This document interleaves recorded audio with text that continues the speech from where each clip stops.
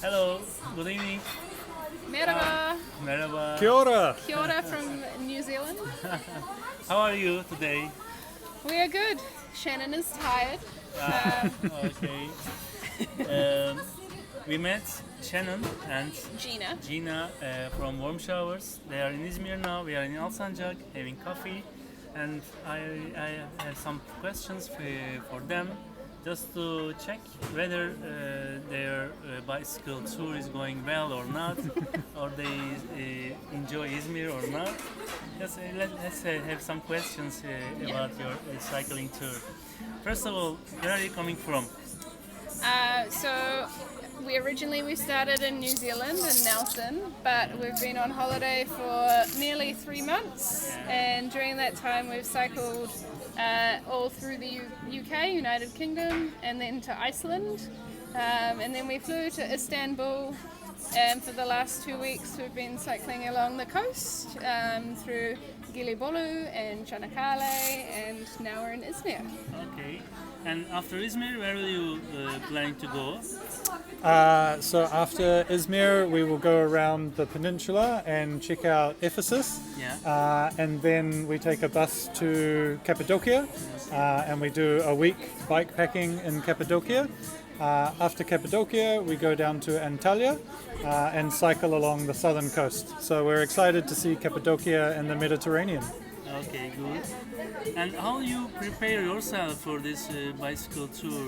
Your bicycles, your camping materials, and your brain, mentality. Yeah.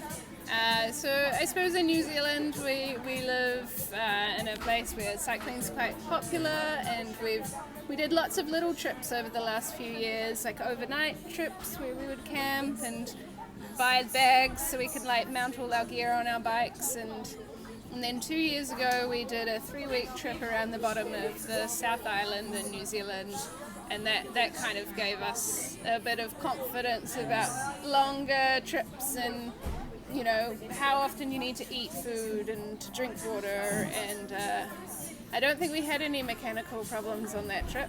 Maybe We had some spokes. some broken spokes. Broken spokes, yeah.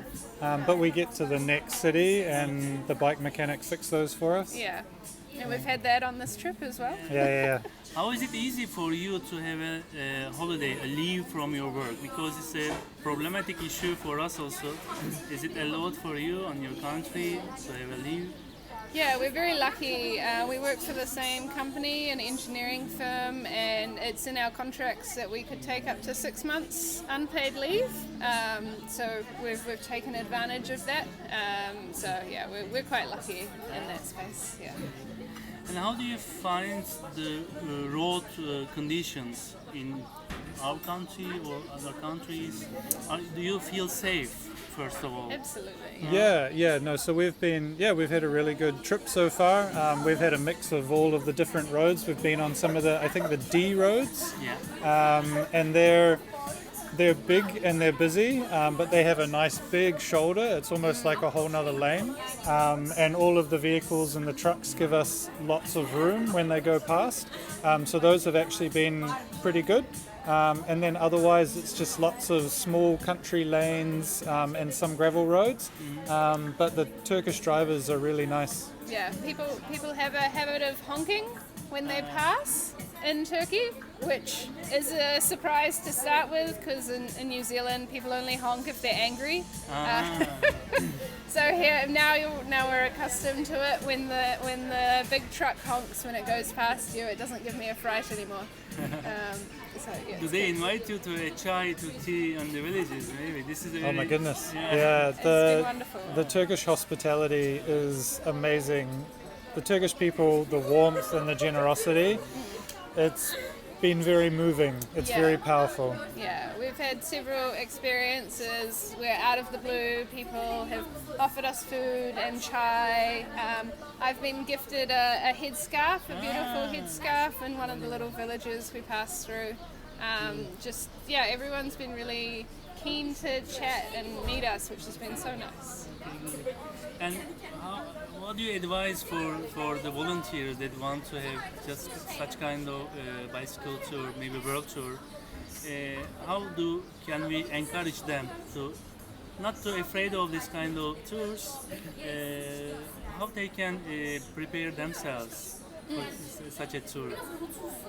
Well, I think Turkey has been a great place to start. So if you're local, because I mean the food here is great, the weather is really good, and there's been lots of options for accommodation. So if you don't have a tent or a sleeping bag, then finding a place where you can just bike somewhere, stay in a hotel overnight, and you can work up to, you don't have to buy all the gear at once. You can ride your old bike in your old clothing and just give it a go, and then you learn what you need over time. I think we started 7 years ago together cycling, and we just cycle to work each day, and then we cycle on the weekend, and we just build up a little bit more all the time.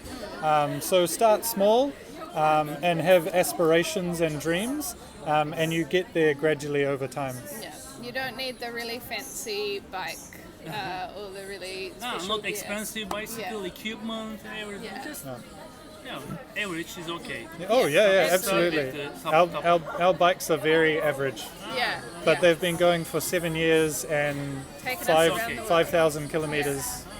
Yeah. And finding groups to ride with as well, and reading online forums like Reddit has been actually very helpful for learning what we don't know, and finding out extra bits of information about places. Yeah.